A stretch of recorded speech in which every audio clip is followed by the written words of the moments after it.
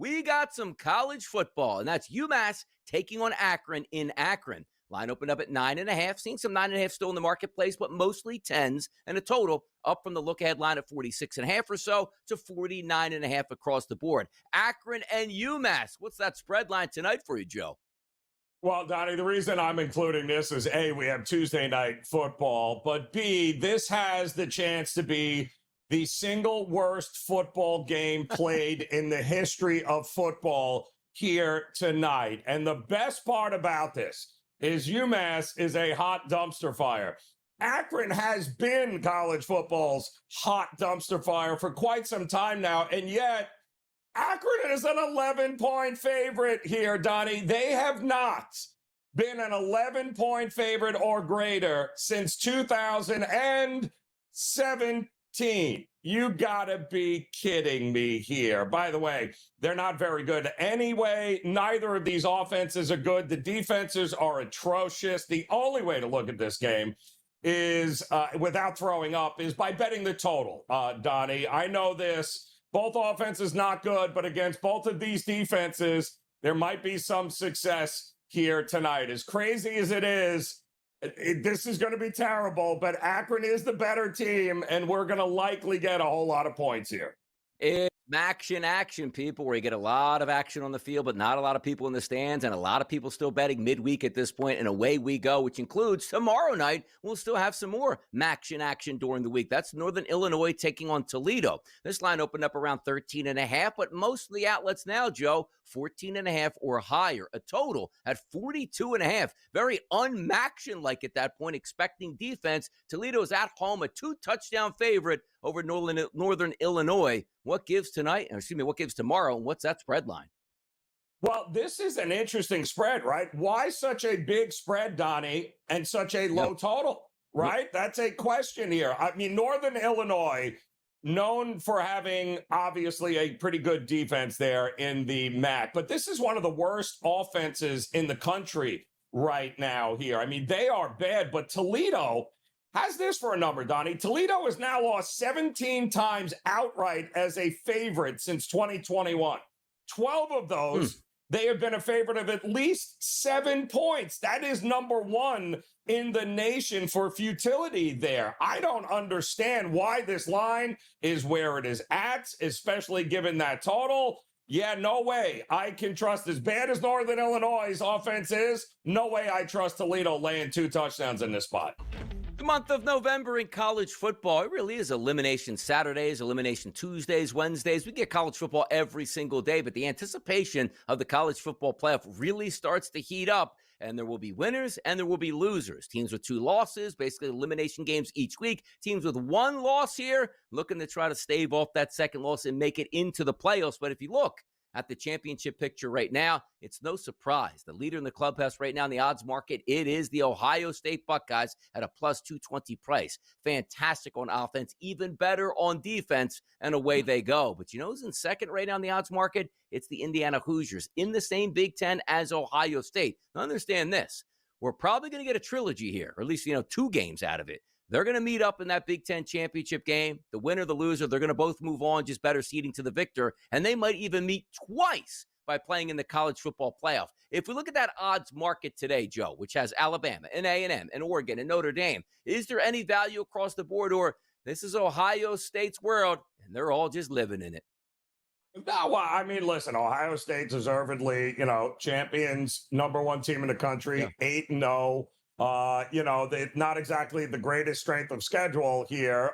It's not like they've played the who's who yet, but they will have some very intriguing games still coming up. And we know that Ryan Day has a problem beating Michigan, but they have set themselves up here. So is Indiana. I mean, listen, tonight we have the first, official rankings by the committee, right? So that'll happen tonight at 8:00.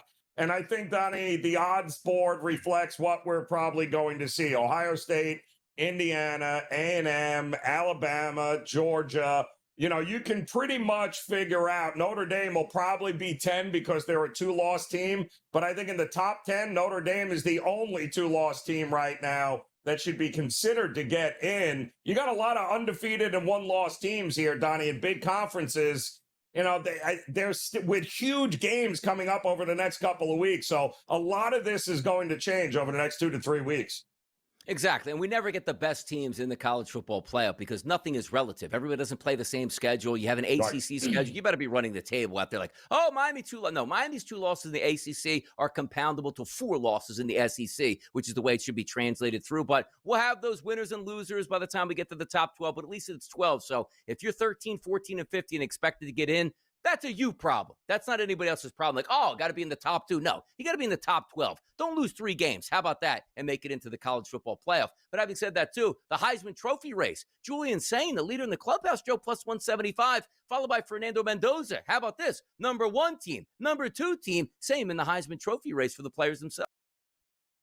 Both kids deserve to have their names up there, Donnie, and to have those kinds of odds because they have been absolutely phenomenal. I think Reed is interesting with Texas A&M undefeated. They have played, to me, they have the 14th toughest strength of schedule here. So, I think when you look at some of those things with some of Indiana and Ohio State have played some of the worst teams in the country. So it's kind of hard to get a feel like, all right, so what are they going to be against? Let's say they played a top 10, top 15 strength of schedule. Are we having the same conversation? Are they the same odds? But there's no denying they have been absolutely lights out and a big reason why those teams are 1 and 2 in the country. Lining up this weekend, 7:30 p.m. LSU with a new head coach, or at least we should say an interim head coach, going to take on the Alabama Crimson Tide. The look-ahead number was around 6.5 to 7 points. No longer that, Joe. 9.5s and 10s across the landscape as a favorite towards the Alabama Crimson Tide. And a total, let's say, 49.5. Does Bama roll in this game, or do you get a bump because Brian Kelly's out? Maybe the players just didn't like him and say, we'll show you, Brian Kelly, and go knock off top 5 Bama in Tuscaloosa. Well, I mean, the reports are I didn't even have any idea what the players' names were. So this will be interesting here. Yeah, you would think with the the good old coaching bump here, that fired coaching system, that you would maybe get a little bit more LSU money. But this offense is just putrid, Donnie. They are not what they were. They have injuries to a couple of All-American linebackers on defense that has really hurt them. I think Alabama rolls in this spot. I don't think this is a spot where LSU rids themselves of Brian Kelly and all of a sudden fixes their woes here. I don't believe that's the case. I think Alabama wins this one. By the way, there's no great way to leave like a university, but the way Brian Kelly left Cincinnati was awful. Even worse, the way he left Notre Dame. And now he's at LSU and just feel like he's just a creep and nobody bought in and everything was fake around him. It's amazing how you can fake it till you make it. Put Cincinnati back on the map, let's just say. Go to Notre Dame, put them back in the national spotlight, go on the LSU, and basically sound like I was hamstrung in Cincinnati and also Notre Dame. Now I have all the money in the world at LSU to dominate, and you don't dominate and you get fired after a few quick years here. That's the Brian Kelly experiment. We'll see if LSU has any fight left in the tank, taking on Alabama this weekend. Texas A&M and Missouri, another SEC battle here. A&M, 7.5 to 7 as a favorite, depending where you're shopping at, on the road, taking on a top 20 Missouri team here. The total, Joe, 52.5 at the opening number. We're down to 47.5. A&M and Missouri. Can A&M keep the good times rolling? Yeah, this is going to be a big one. Some injury concerns with Missouri coming out of that game against Vandy, namely their quarterback who left there.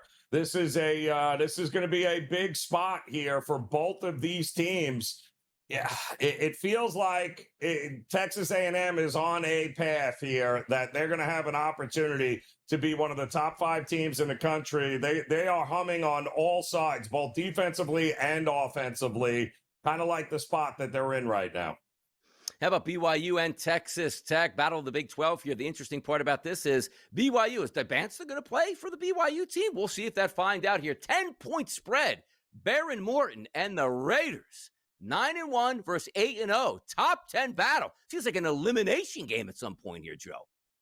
Yeah, and Donnie, these are the two of the better defenses in the country right now. That BYU defense is lights out, and so is Texas Tech's here.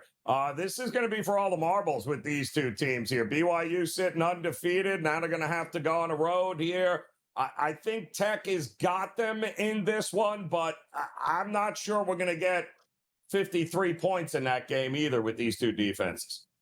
Week 11 in college football. And again, I always like to say, like, usually we're winding down the college football season in November. Then you got to wait a month till bowl games. That ain't the case anymore, man. You go right through November, right through December, and right through January. You got 3 full months of college football here to decide a national championship. I love this, man. We'll watch it this weekend as it plays out here. Big games on a week-to-week basis, and we keep you informed right here on the Early Line.